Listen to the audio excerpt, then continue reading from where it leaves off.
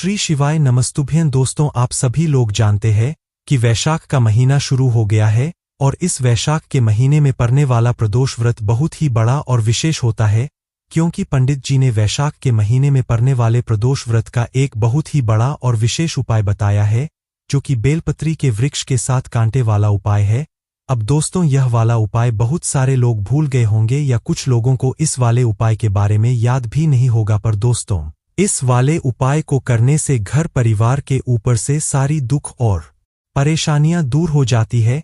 क्योंकि दोस्तों, इस उपाय को करने के बाद आपके जीवन में जितनी भी अड़चनें आती है, आपके काम नहीं बन पाते हैं, आपके काम रुकते ही रुकते हैं, आप किसी काम में सफल नहीं हो पाते हैं, तो यह सारी समस्याएं आपकी दूर हो जाएगी। पर दोस्तों, यह वाला जो उपाय है, यह होगा सिर्फ और सिर्फ इस वैशाख महीने के प्रदोष व्रत के दिन। अब दोस्तों, हम आपको इस प्रदोष व्रत के दिन की तारीख नहीं बताएंगे, यह हम आपसे पूछते हैं कि वैशाख के महीने का प्रदोष व्रत किस तारीख को पड़ रहा है, वह आप हमें कमेंट करके बताइए, ताकि आपके कमेंट और लोग भी पढ़े और उनको भी पता लग जाए कि हाँ, वैशाख महीने का प्रदोष व्रत किस दिन पड़ रहा है।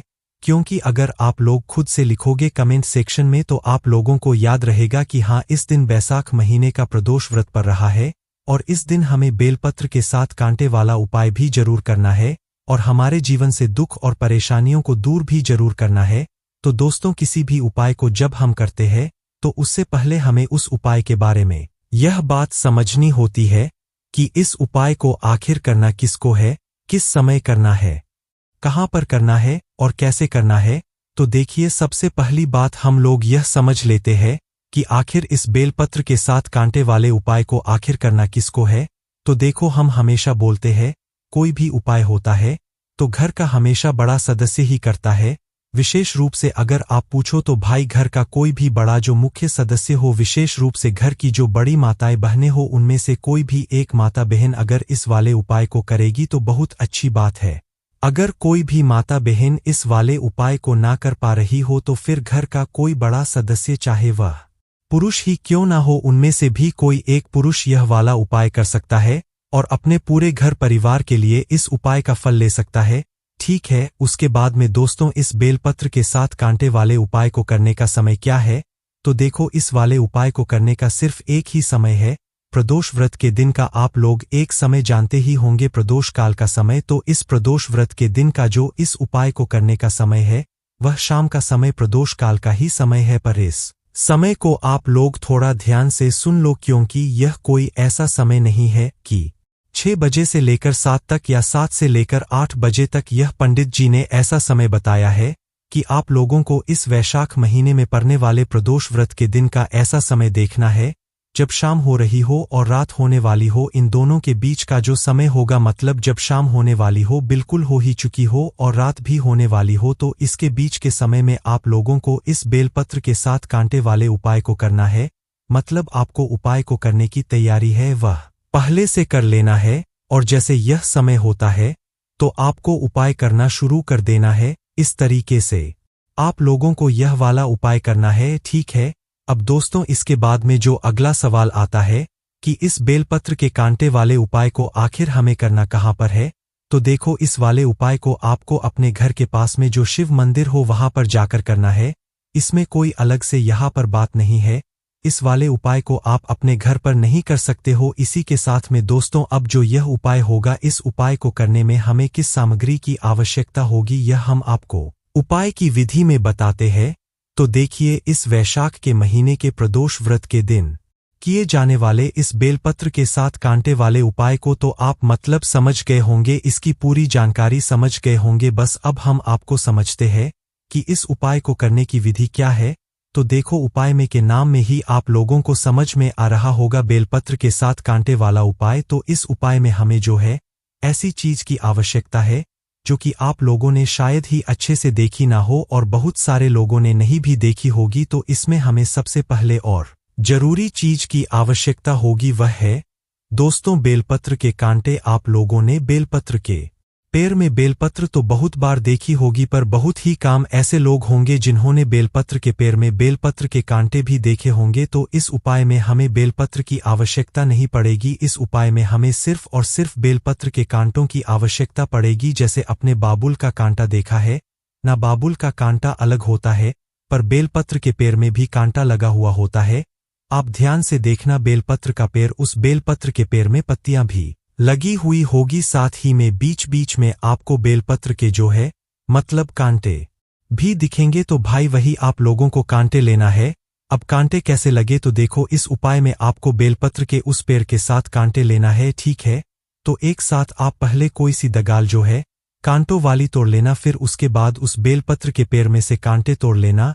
या तो ऐसा करना कि कोई ऐसी दगाल हो जिसमें 7 कांटे लगे हुए हो, मतलब एक कांटा एक बराबर होता है, ना तो कोई ऐसी दगाल देख लेना, या 7 कांटे अलग अलग तोड़कर आप लोग उपाय के लिए तैयार कर लेना, ठीक है। ध्यान रखना, इस उपाय में हमें बेलपत्र के वृक्ष के ही कांटों की आवश्यकता होगी, वह भी 7 कांटे ही हमें लेने पड़ेंगे। इसके बाद में दोस्तों जो अगली चीज आती है वह यह है कि अब आप लोगों को जो दूसरी चीज लेनी है वह दोस्तों एक धतूरा है ना। धतूरा भी आप लोगों ने देखा है, गोल गोल होता है और उसके गोलाम गोल भी कांटे लगे हुए होते हैं।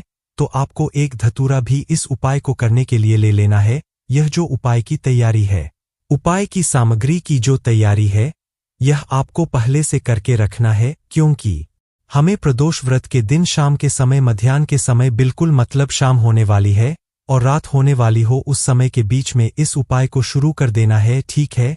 और शिवजी के मंदिर में जाकर ही करना है और उपाय को करते समय शुद्धता का आपको विशेष रूप से ध्यान रखना है, ठीक है।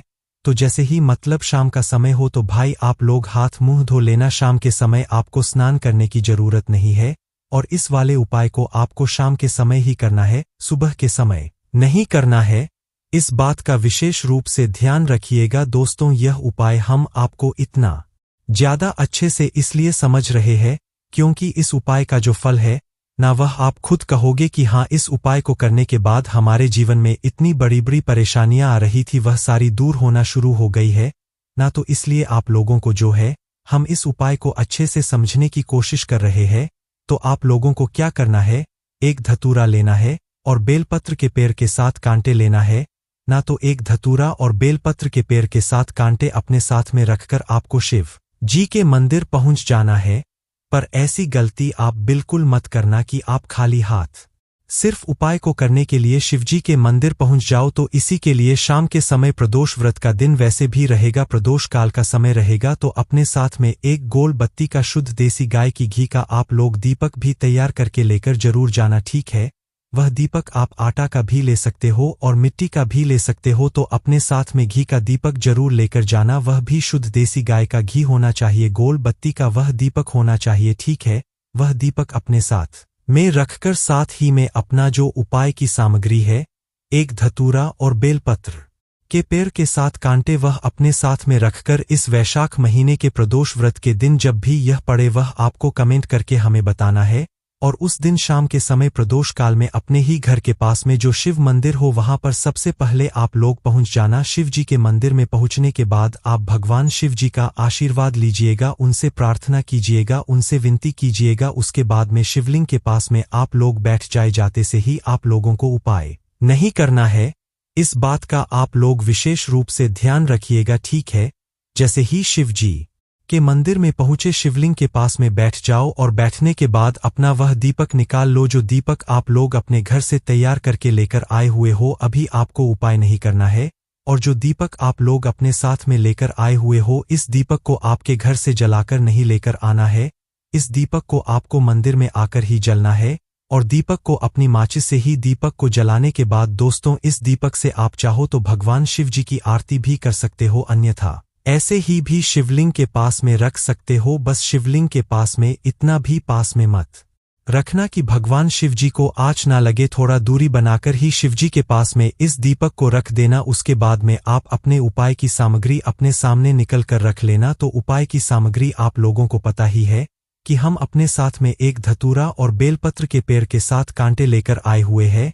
तो आप लोग इन्हें अपने सामने निकल कर रख लेना। अब आपके मन में यह प्रश्न भी जरूर आएगा, क्या हमें इन दोनों सामग्री को एक साथ चढ़ाना है या एक एक करके चढ़ाना है? तो देखो, सबसे पहले हम आपको बता दें कि जो आप अपने बेलपत्र के साथ कांटे लेकर आए हुए हो, इन्हें पहले आपको चढ़ाना है, फिर बाद में धतूरा चढ़ता है, हालांकि आप लोग चाहे तो पहले धतूरा भी चढ़ा सकते हो, उसके बाद में बेलपत्र के पेड़ के 7 कांटे भी चढ़ा सकते हो, पर बेलपत्र के पेड़ के जो 7 कांटे होंगे वह आपको एक साथ ही चढ़ाने, चाहे आप अलग अलग तोड़कर लेकर आए हुए हो, चाहे आप 7 कांटों की डगाल लेकर आए हुए हो, वह आपको एक साथ ही चढ़ाना है।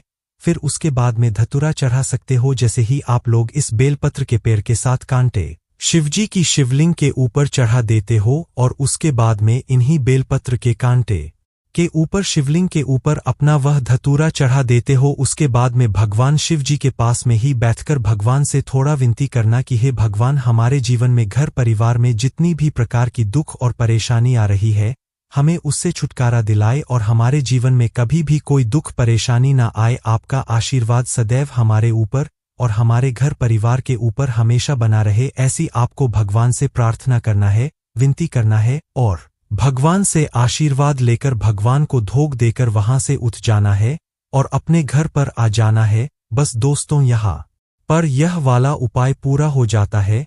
श्री शिवाय नमः।